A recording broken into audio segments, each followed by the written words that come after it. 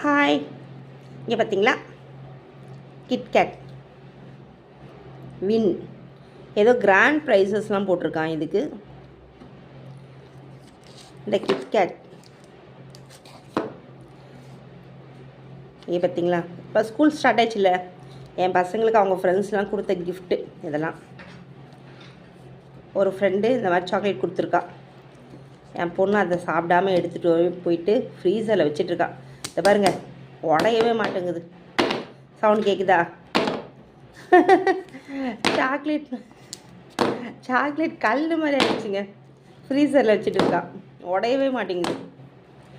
இது இந்த ஃப்ரீசரில் இருக்கிறதுனால கல் மாதிரி இருக்குது. கொஞ்ச நேரம் வெளியில் வச்சாதாங்க இது நார்மல் டெம்பரேச்சரில் மெல்ட் ஆகி சாக்லேட்டாக இருக்கும். ஸோ அதனால் எடுத்து வெளியில் வச்சுருக்கோம். பாருங்கள், தண்ணி பாருங்கள், ஃப்ரீசர்லேருந்து தண்ணி தெரியுதுங்களா? பாருங்கள், தண்ணி அப்படியே கல் மாதிரி இருக்குது, உடைய மாட்டேங்குது.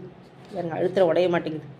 ஸோ நார்மல் டெம்பரேச்சரில் வச்சுருந்துட்டு ஒரு 1/2 அன் ஹவர் கழித்து கூலிங் போன பிறகு எடுத்து நாங்கள் ஷேர் பண்ணிப்போம்.